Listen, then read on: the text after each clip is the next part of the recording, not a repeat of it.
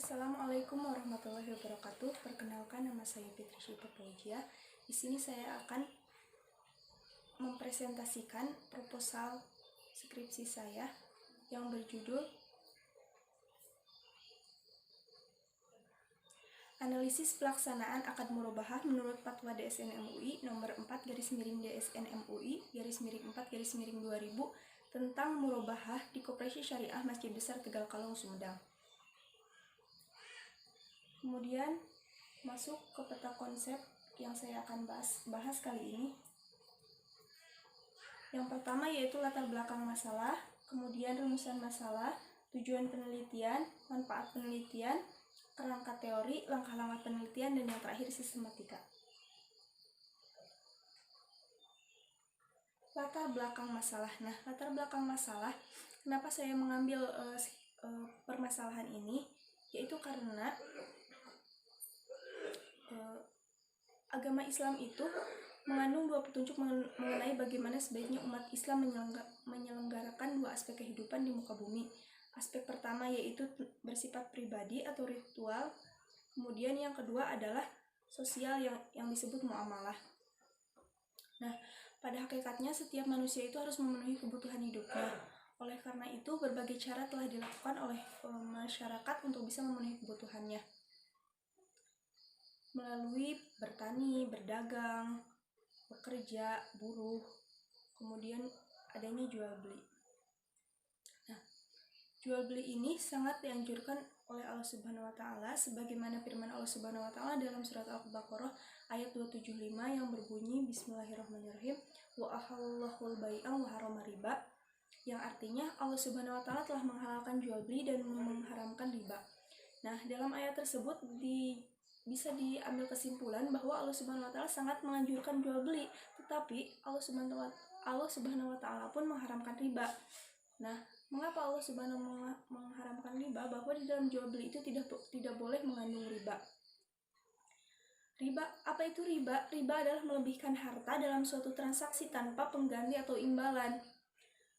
Kemudian jual beli adalah menukar barang dengan barang atau menukar barang dengan uang dengan jalan melepaskan hak pemilikan dari yang satu kepada yang lainnya atas dasar saling merelakan.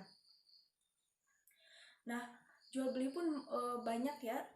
Salah satunya yaitu jual beli murabahah. Nah, apa itu jual beli murabahah? Murabahah yaitu jual beli di mana si penjual menegaskan harga barang awal pertama membeli gitu kepada pembeli. Kemudian semakin pesatnya ekonomi Islam di Indonesia, maka lahirlah lembaga keuangan syariah, yang dimana lembaga keuangan syariah ini mengandung hukum syara atau hukum syariah yang sesuai dengan ajaran agama Islam. Kemudian lahir pula koperasi syariah. Koperasi syariah yaitu koperasi yang berbentuk syariah gitu, yang memakai sistem-sistem syariah. Biasanya di koperasi syariah menggunakan akad wakalah, murabahah, mudorobah, kemudian pinjam-minjam seperti quote dan lainnya. Nah, di sini saya penelitian di Koperasi Syariah Masjid Besar Tegal Kalong. Nah, Koperasi Syariah Masjid Besar Tegal Kalong ialah koperasi syariah yang dibuat atas dasar anjuran dari program Bupati Sumedang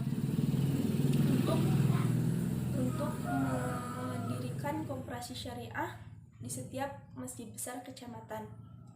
Maka lahirlah koperasi syariah Masjid Besar Tegal Kalong. Kemudian di koperasi syariah Masjid Besar Tegal Kalong hanya menggunakan satu akad, yaitu akad murabahah, di mana akad murabahah ini seharusnya koperasi syariah menyediakan barang untuk dijual kepada anggotanya. Tetapi di koperasi syariah Masjid Besar Tegal Kalong ini tidak seperti itu, yaitu menambahkan prinsip lain yaitu wakalah, sehingga koperasi syariah tidak menyediakan barang tetapi hanya menyediakan uang. Nah, di dalam Fatwa DSN tentang murabahah DSN MUI nomor 4 DSN MUI nomor 4 garis miring 4 garis miring 2000 tentang murabahah telah dibahas di dalamnya segala ketentuan tentang pembiayaan murabahah, di mana akan dilaksanakan bisa saja anggota yang membeli barang, tetapi akan harus dilaksanakan setelah barang secara prinsip milik koperasi. Sedangkan di Koperasi Syariah Masjid Besar Tegal Kalong tidak seperti itu, hanya menyediakan uangnya saja kemudian akan dilaksanakan waktu itu juga. Nah, kadangkala dalam akad tersebut tidak dituliskan barang apa yang dibeli, sehingga konteksnya bukan jual beli barang tetapi itu jual beli uang. Nah, margin keuntungan pun ditentukan di awal tanpa kita tahu barang apa yang akan dibeli oleh anggota tersebut. Nah, maka dari itu akad murabahah di Masjid Besar Koperasi Syariah Masjid Besar Tegal Kalong itu tidak sesuai dengan Fatwa DSN MUI. Nah, dan saya ambil untuk penelitian dengan judul Analisis Pelaksanaan Akad Murabahah menurut Fatwa DSN MUI nomor 4 garis miring DSN MUI garis miring 4 garis miring 2000 tentang murabahah di Koperasi Syariah Masjid Besar Tegal Kalong, Sumedang. Kemudian masuk ke rumusan masalah. Yang pertama yang saya akan cari yaitu rumusan masalah yang pertama, bagaimana praktek akad murabahah di Koperasi Syariah Masjid Besar Tegal Kalong, Sumedang. Nah, saya di sana akan melihat bagaimana transaksi atau akad yang dilakukan oleh Koperasi Syariah Masjid Besar Tegal Kalong, mengetahui tentang pelaksanaannya. Kemudian yang kedua, apakah dalam praktek akad murabahah di Koperasi Syariah Masjid Besar Tegal Kalong, Sumedang sudah sesuai dengan Fatwa DSN MUI nomor 4 garis miring DSN MUI garis miring 4 garis miring 2000 tentang murabahah. Nah, di sana saya akan setelah saya melihat transaksinya, kemudian saya akan membandingkan dengan DSN MUI-nya apakah sudah sesuai atau tidak. Kemudian tujuan penelitian. Yang pertama, untuk mengetahui praktek akad murabahah di Koperasi Syariah Masjid Besar Tegal Kalong. Kemudian yang kedua, untuk mengetahui praktek akad murabahah di Koperasi Syariah Masjid Besar Tegal Kalong sudah sesuai dengan Fatwa DSN MUI nomor 4 garis miring DSN MUI garis miring 4 garis miring 2000 tentang murabahah. Kemudian selanjutnya manfaat penelitian, yaitu yang pertama ada manfaat teoritis, yaitu hasil penelitian ini diharapkan bisa digunakan sebagai bahan masukan pengembangan ilmu pengetahuan di bidang ekonomi syariah, khususnya transaksi akad jual beli murabahah. Kemudian manfaat kegunaan praktisnya, yaitu penelitian ini diharapkan dapat memberikan masukan kepada berbagai pihak yang terkait sebagai pembelajaran tentang akad jual beli murabahah agar bisa sesuai dengan Fatwa DSN MUI nomor 4 DSN MUI garis miring 4 garis miring 2000 tentang murabahah. Selain itu, bagi pembaca dapat menambah pengetahuan tentang akad jual beli murabahah tersebut. Kemudian kita masuk ke kerangka teori. Nah, kerangka teori yang saya bahas di sini yaitu tentang jual beli. Jual beli dalam arti khusus ialah ikatan tukar menukar sesuatu yang mempunyai kriteria antara lain bukan kemanfaatan dan bukan pula kelezatan yang mempunyai daya tarik. Penukarannya bukan emas dan bukan pula perak. Bedanya dapat direalisasi dan ada seketika. Jadi garis besarnya jual beli ialah tukar menukar barang dengan barang atau barang dengan uang dan berpindahnya kepemilikan atas barang tersebut. Kemudian murabahah. Nah, apa itu murabahah?